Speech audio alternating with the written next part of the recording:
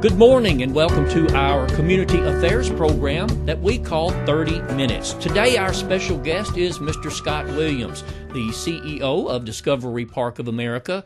Always a pleasure to have Scott on our program. He brings so much information to those that are listening. Scott, it's good to see you.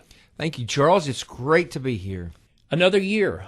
It didn't take long to get here either, did it? I was just saying this morning, we barely got the Christmas lights down, and I was saying this morning, you know what, we're going to be putting them back up before you know it. Oh, you sure will. And before the program started today, Scott said that he's now been with us here in Union City for 5 years, a little over 5 years. A little over 5 years. It flew by, didn't it? The older I get, the faster it flies.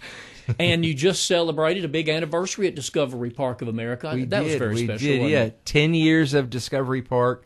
You know, we celebrated all year long with different events and programs and parties, and admission prices were discounted, you know, so it was just all kinds of cool stuff. My favorite thing, though, of all the things we did was we buried a time capsule. Two things were my favorite. Number one, we put all kinds of things from the early years, the first 10 years, into the time capsule, and then we asked people on social media to send in a photograph of themselves to put into the time capsule. And so we expected maybe, 20 or what, we got like 500 plus photographs of people, and they posted them on social media. We printed them out at Walgreens so that when we open it on the 50th anniversary of Discovery Park, people can go in and see their grandmas and grandpas, what they look like young. The thing that stood out, though, was, you get the pictures in. A dramatic number of those were of people in front of the bear. I had not realized the big giant cave bear. That's sort of become the iconic spot to get your photo when you're at Discovery Park. So that to me, that was a lot of fun. And I was going to ask you, how do you think Robert and Jenny Kirkland would think about Discovery Park today? Well, I certainly hope that they would be excited about it. I got to know Jenny pretty well. Well, she and I would go to lunch fairly regularly and chat about what her vision was and what her husband's vision had been, because I never got to meet Robert Kirkland. He passed away before I got here. And so, I do go back to his original speech he made when he opened Discovery Park. He said two things. One thing that really sticks in my mind is he said, I hope that people will come back to Discovery Park again and again and enjoy, the innovation and the new things we have. And so I think we've continued to keep that spirit alive. And then he also said, I hope that people have as much fun as they can have with their clothes on. So, you were probably there that day, weren't you? Heard that. Yeah. His wife and kids, they would just shake their head. Yeah, everybody shook their head, but, so I don't take that privilege of saying that myself to everybody, but I do know he said it. And basically that's an example of, we want to do education. We want to inspire children and adults to see beyond, but fun and laughter is what we have to always remember. We want it to be a fun experience people can have, whether it's, a couple of old fogies like you and me who want to come and walk around and have a good time, or people who have little kids and want to change their lives. And, fortunately, we have a product that we do get to hear back from people who say, this changed my life. I'm a nurse because of what I saw, the exhibit I saw. I talked to a girl the other day that said being involved in the theater program at Discovery Park really did change the direction of her life. So, I think that is the reason why Discovery Park is there, and I think that they would be pleased with that. And I think it's true to say he had a huge vision for children. Oh, 100%. He wanted children to see this and to, as you just said, to learn from it. Mm-hmm. And I think he did that. Going back to the comment that you just said that Mr. Kirkland made there, I saw an interview one time with Reggie Jackson when he was playing with the New York Yankees. And he said his father always told him, son, if you ever have enough money to say what you want to say it. That's exactly right. And I think Robert Kirkland broke through that barrier and I think he enjoyed the privilege from what I've heard. I'm privileged to get to hear a lot of the stories, being the guy who didn't know, and I think, it's what's interesting for me personally is my career has been a little bit of that, in that one of my first jobs was working at Graceland, but Elvis was gone. There was no Elvis there, but Elvis's friends were there, Elvis's, family. And, so I got to know a little bit about the inside of Elvis while I was working at Graceland. And then I moved to Washington, D.C., and went to work at the museum, which was started by Al Newharth, who was the big world-famous journalist who started USA Today. Same thing. He was gone. I never met him, but I worked with his friends and his family, and I heard all the stories. So I've heard all these stories of these great men, and I got to work on the thing that they left behind, their legacy. So it's been an interesting an interesting opportunity for me to get to do that. Caused you to dig in a little bit to learn about them people, didn't it? Absolutely. And just honestly, you learn a little bit about them by osmosis.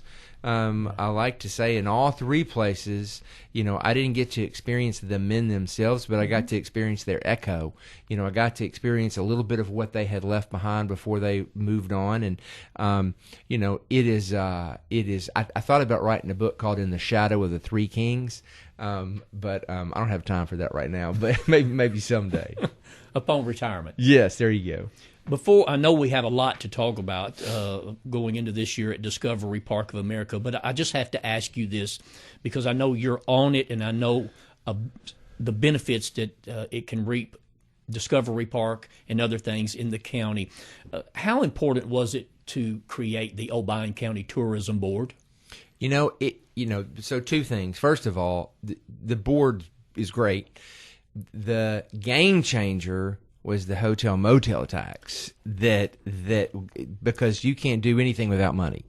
And so having that money available for us to promote what we have here in Obion County is absolutely a game changer. And then being able to then hire somebody whose full-time job, and for people who haven't gotten to meet Caroline Burton yet, they will soon, and she is a phenomenal hire for this position, and she's going to knock it out of the park, and we will not recognize tourism in Obion County 10 years from now. It is that big of a game changer. Talking with Sam Sinclair Jr., he told me the hotel motel tax, I don't know what the period of time has raised about, was it between $600,000 and $800,000? Yeah, no, absolutely. I mean, it's right now, it's throwing off, something like $350,000, a year. But here's the beauty of that. If we use that money to promote more, as we call it in tourism, heads in beds, then that's just going to grow. The more you use the money to increase, the better. We've had a lot of milestones lately. One is getting that passed and getting the board hired and getting a mayor and county commissioners enthusiastic about tourism and seeing the economic development that can happen. And so now, I-69 opening up, there's just a lot of milestones that are hitting. Folks won't know, but we have pitched, how like for the Olympics or for big conferences that take place in cities, you go and you pitch, your city as why your city should be the location for the next one. Well, we pitched for the very first time. We pitched the Tennessee, Mississippi, Alabama rural community tourism conference. So, it's hundreds of people from who work in the business of rural tourism. We pitched it the first time a few years ago, didn't get it. We pitched it again last year, and we got it. So that's going to be held here in October in Union City at Discovery Park. They're going to go out to White Squirrel Winery. They're going to go to Reelfoot Lake. But we'll have hundreds and hundreds of people in town who do nothing but promote rural tourism. And the beauty is those people go back into their communities and talk up the amazing product of tourism that we have here in Obion County. Wow, congratulations on that. Yeah, I was just a little tiny cog in the wheel. It was the committee, the tourism committee that you referenced are the ones that actually put it all together and went and pitched it. And so no, it was it's going to be most. And the beauty, back to Robert and Jenny Kirkland, and back to, Robert was really passionate about children and about education and about inspiration, but also he was passionate about economic development. For those who are new to the area, the the Goodyear tire plant had moved out, and Robert was horrified by what he saw as what could really destroy his entire community that he loved so much. And so economic development was also a big part of why he did what he did. And so we're really able to see now that tourism is a viable business sector that can really bring change. And the beauty is the folks come in town, they get gas and leave their tax money, their gas money. They eat in the restaurants. They stay in the hotels. They visit the attractions like Discovery Park, and then they leave. They don't have to be educated. They don't have to be in the hospital. You don't have the burden. You just have the money. And so I think the benefit that we have in Obion County is no rural community has a Discovery Park of America there where conferences can be held, where you can have entertainment. It's just he left behind such an amazing tool that everybody in our county can use to really develop this area even further. Well, the formation of this board and the hiring of Caroline to the executive director and having somebody in office every day to do this is just wonderful. And as you touched on there, that hotel motel tax, Obion County can grow and reap the harvest from funds of people who are just passing through that don't live here. And you know what happens when people start seeing the hotels filling up, when they see Discovery Park filled up, when they see I-69 cars zipping up and down, what happens next is more development. So you have more people coming in to check it out, more restaurants, more hotels, more attractions, more things for people to do, because where there are people and there are money, the business will follow. Oh, absolutely. Absolutely. Well, that's good. I appreciate you giving us that update on that. And before we start, I also want you to talk about you moved the date up on the free admission for children to see Discovery Park. Sure, yeah. So obviously we had a week there where, people couldn't benefit. There were a lot of people who had planned to visit. Anybody who hasn't been to Discovery Park of America in January is probably not aware that when we do our children free admission, it just blows up. So I'm talking hundreds and I'm talking thousands of people visit.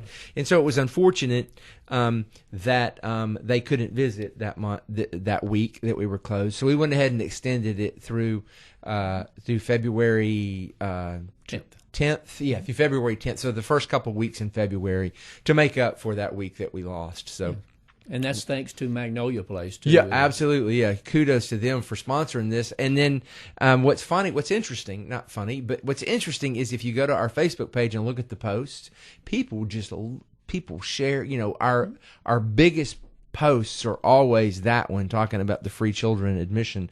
I'm talking like 800 likes and 2,000 shares. I mean, big numbers on that. So people get very excited, and it's very rewarding.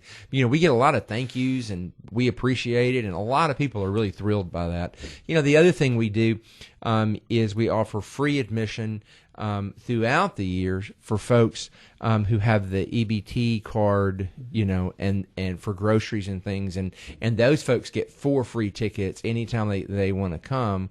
And, I didn't know this was the first year we did that, and I didn't know what the response would be, but we had about 5,000 people take advantage of that this past year. So that's a really strong number, and that's another thing I think the Kirklands would be happy about. Absolutely. That's great, Scott. Glad to hear that. Well, let's talk about the new year here and Discovery Park of America. I know you have some very big events that are planned through the year. You want to highlight them, and I guess at our point now, you want to start with the Robert E. and Jenny D. Kirkland Discovery Awards? Absolutely. One of my favorite events every single year.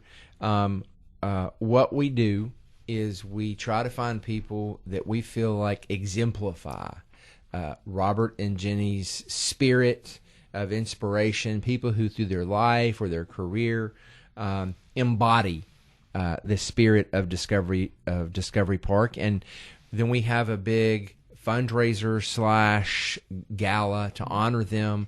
It's one of the most fun events of the year, I think.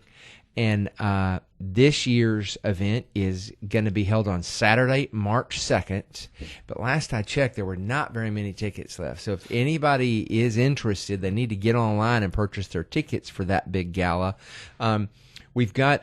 Before I tell you the honorees, I'm gonna tell you the party part of it. Sure. So we've got Joey Solopek, who's gonna be the MC. He used to be a Fox Memphis meteorologist, and now he's a financial planner and a professional MC, and honestly, one of my best friends.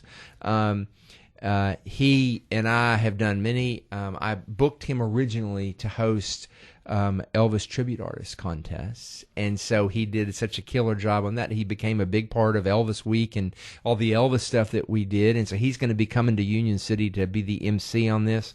Artisan Kitchen of Paducah is going to cook some incredible food. The Jackson Symphony Orchestra and Nashville musician who's originally from here, Evie Grace Fowler, is going to be here to do some of the music. So it's really just a huge party, real high level quality.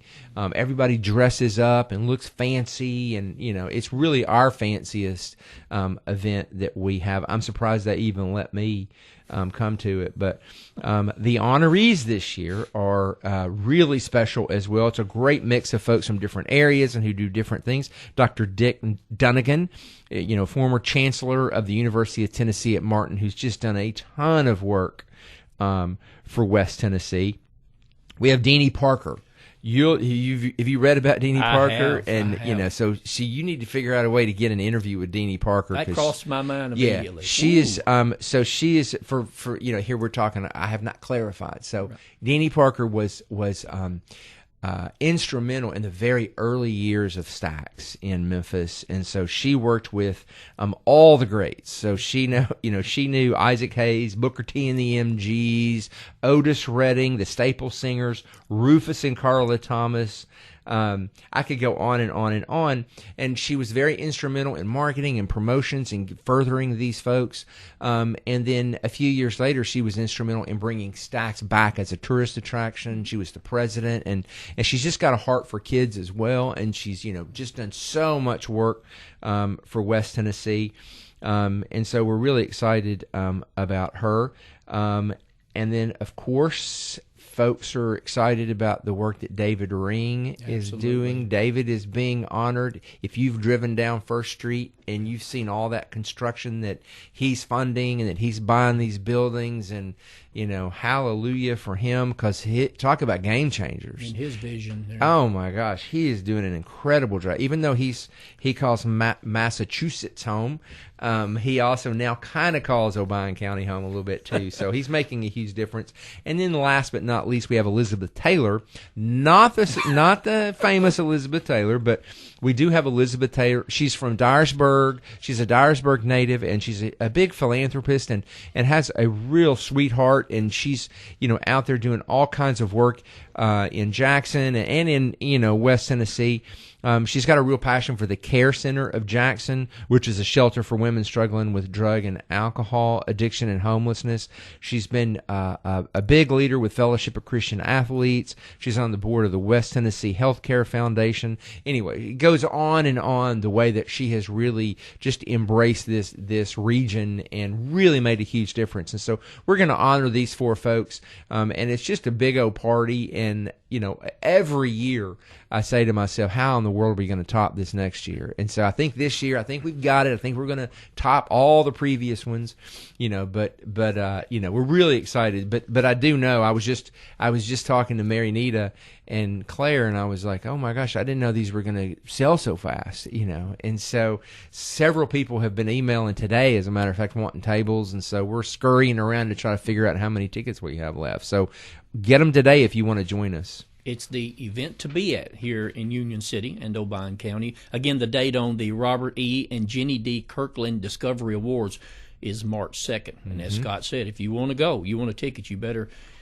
get them soon. I'm going to back up to an event that's in February, your Southern Artist Showcase. And the reason I want to talk about this, February 27th through August the 11th, it's the art of Juby Henderson of Fulton, Kentucky. Yep. I've seen many pieces of his. Oh, have you? Oh, many Oh, that's pieces. good. Of course, I live in Hickman. He has some relatives there. Some of the duck paintings and Right. the carvings. People they will love that. Well, he's a little bit, and that's what we like to do with the Southern Art Showcase, is we like to spotlight people that maybe other people haven't heard of before.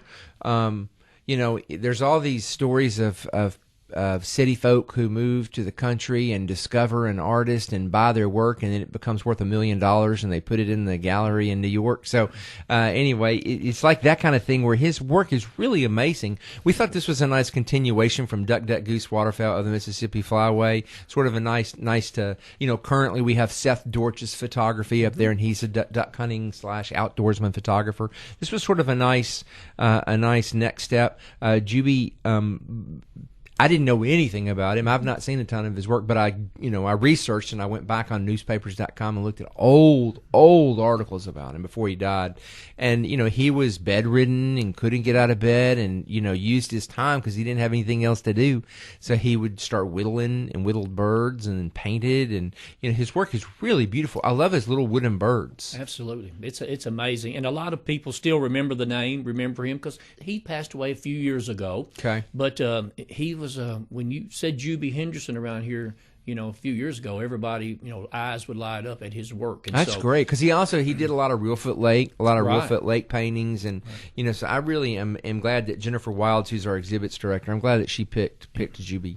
I think you'll get a lot of enjoyment out of that. Also in March, a big day is Agriculture Day. I know that goes along with your theme there at Discovery Park and promotion of agriculture. Yeah, no, it ties in well to our exhibits on innovation in ag, and we have pollinator gardens. We have actual, corn growing and cotton growing and soybeans, and it's really important.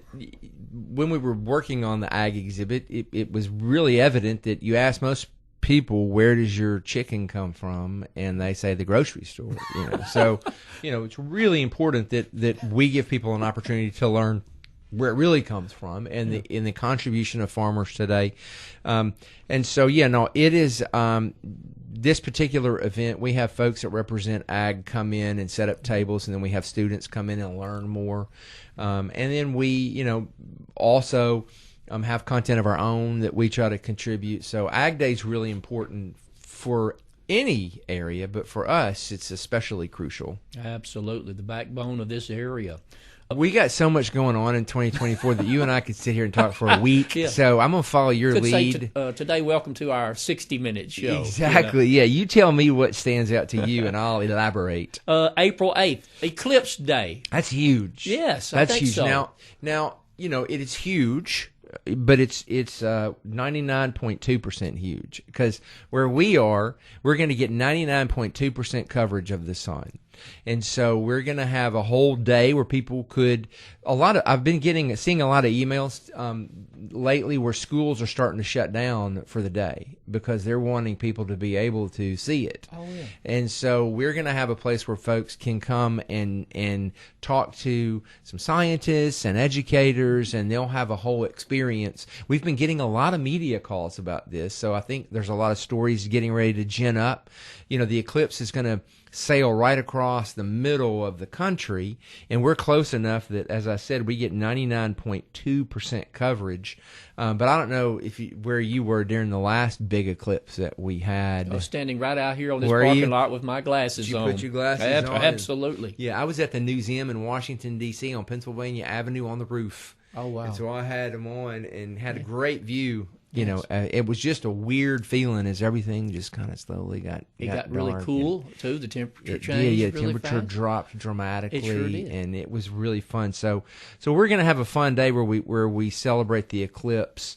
I would love it if we were 100% coverage, but that would be Poplar Bluff, yes, Paducah, Poplar Bluff and Paducah are the two that are the closest big cities that will have 100%. We're 99.2. Yeah. So 99.2. Oh, yeah, We're only like, 0.8. Yes. Away from full. We just don't need a cloudy day or a rainy day. Well, right. It's never a sure thing when it comes to the weather.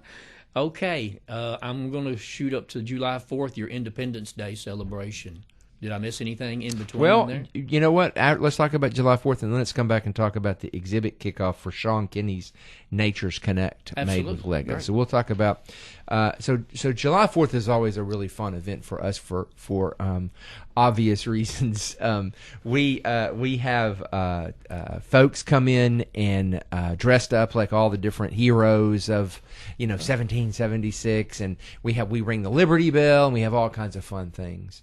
But then Lego exhibit. So we're going to have 19 giant Lego 19 giant Lego sculptures. It kicks off Saturday, May 4th with a members-only Park After Dark. So members will be the first ones who will get to see it on May 4th. And then the exhibit will go all the way through September 2nd. So all summer long, you can come out and see those. If you've got youngsters who put together little Lego things. We've all gotten up in the middle of the night, those of us with kids, and stepped on a Lego and hurt our foot. So, the giant sculptures all over the park. So it's really going to be something to behold. So we're excited about that. August the 2nd is a big day for you, the Antique Tractor Show. That's always a big draw, isn't it? Yeah, I love the tractor show. Yes. It's kind of developed a big reputation now where people, love to come. The tractor parade is really fun. Mm-hmm. So that's a fun outdoorsy kind of event that people get to come and see that, and then, the outdoor, we try to have a nice mix of outdoors and indoors. And, we have the David Crockett birthday celebration, which is a good opportunity to get outdoors and see the crafts people. We have the Discovery Dash where people can run, and then the Pediatric Day that we have inside. So lots of outdoor kind of things. But the biggest outdoor thing, which we had to move indoors this year, and it'll be bigger this year, I think, than we've ever. It was about to become a problem last year, the powwow. Yes. The Native American powwow, I didn't know how many people we were going to have at this thing. I didn't know how many Native American competitors we would have or how many people we would have come participate. But we ended up about 11 o'clock, even though it was raining, the security called me and said, we're about to have a problem. We have parked somebody in every parking space that we have. Yeah. And so fortunately enough, people started leaving just at the time, but we had 75 Native American competitors that came from all over the country. It was the most beautiful event I've ever seen. There were people literally who just came and didn't really know what to expect, who I saw getting a little teary-eyed sitting there watching it because it was absolutely beautiful to watch these folks compete. So anyway, we're having that again. It's in September 19th through 22nd. If you only come to one thing all year long, make sure that's it. I mean, that's really a moving event that we have. I enjoyed it being there last year. That was just it's amazing, wasn't it? Yes. Yeah, I've never seen anything like it. And so for me, it was really moving. Very special event, and one of the first held in our area here. That was the first time last year. Yeah, it was the first time. Yeah, it's going to be bigger and bigger and bigger. So we're expecting to double, what we had last year. So it should be big. And we have the space. We like to go big. And we are getting close to running out of time for today's program, and we need to let people know that on November 15th, the Let It Glow Light Show will have its grand opening. And that was huge last year. I love that. Oh, absolutely. Oh, it was super. The walkthrough continues to grow and grow and grow and grow, as does the drive-through. But the walkthrough is what people really, because we have made it so much bigger. I mean, I got more emails from people saying, "Oh my gosh, I am blown away." We had four different couples got engaged at Let It Glow, which and I'm hoping they're going to come back and get married there. But yeah, and having part of Duck Duck Goose Waterfowl of Mississippi Flyway new exhibit being part of that, I think was nice. People got to see that, but yeah, it was a really fun event. If you hadn't got out and walked around the Let It Glow Light Show, you're really missing a lot of fun. Absolutely. I mean, absolutely.